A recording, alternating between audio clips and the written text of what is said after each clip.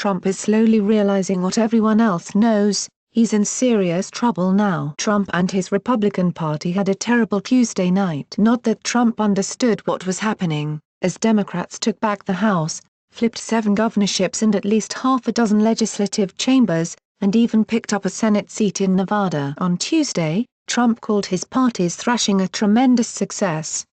On Wednesday, he woke up and started whining that the media was not going to give him proper credit for this great midterm election. But then someone apparently explained to him that actually, losing the House is a very big and very bad deal for him. If the Democrats think they are going to waste taxpayer money investigating us at the House level, then we will likewise be forced to consider investigating them for all of the leaks of classified information, and much else, at the Senate level, he tweeted. "Two can play that game." To date, the Republican-controlled Congress has allowed Trump to do whatever he wants, refusing to perform basic constitutional oversight duties. The unchecked corruption by Trump, his family, and his administration is staggering. Trump is at the center of an ongoing FBI investigation into Russian interference in the 2016 presidential election. Senior Trump officials have pleaded guilty to federal charges, including former National Security Advisor Michael Flynn, and campaign aides Rick Gates and George Papadopoulos. Trump's campaign chairman,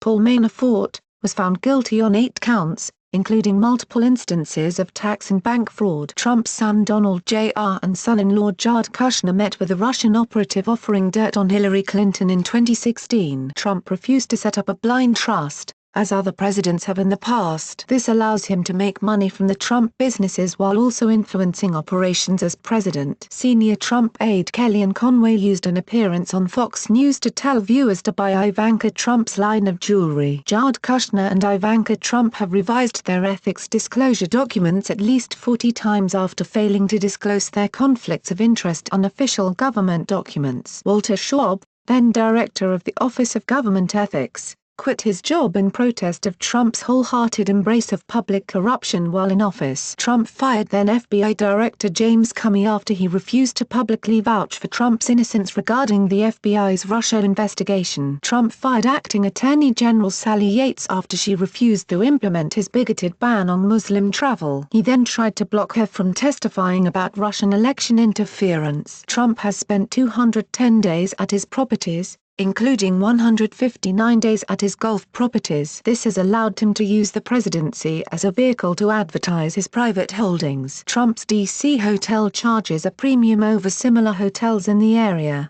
where people stay, as a way to curry Trump's favor and gain influence over his administration. He profits personally from that premium. Trump gave multiple people who could not pass a background check access to top-secret material. Those people include Jared Kushner and Trump aide Rob Porter, who was accused of spousal abuse. Scott Pruitt, Trump's former EPA chief, was deeply involved in multiple scandals, including renting property from a lobbyist at cut-rate prices and going on luxury vacations at taxpayer expense. Tom Price, Trump's then HHS secretary, was forced out after he was exposed for traveling on private jets using tax dollars. Ryan Zink, Trump's Secretary of the Interior Department, and his senior aide Kellyanne Conway flew on private jets with taxpayer funds. But now that Democrats will control the House and will have the power to investigate Trump's crimes and misdemeanors, Trump's free ride is over. No more will lapdogs like Republican Rep. Devin Nunes be in charge of the committees that have plainly refused to hold the Trump team accountable. Those many questions about Trump's tax cheating,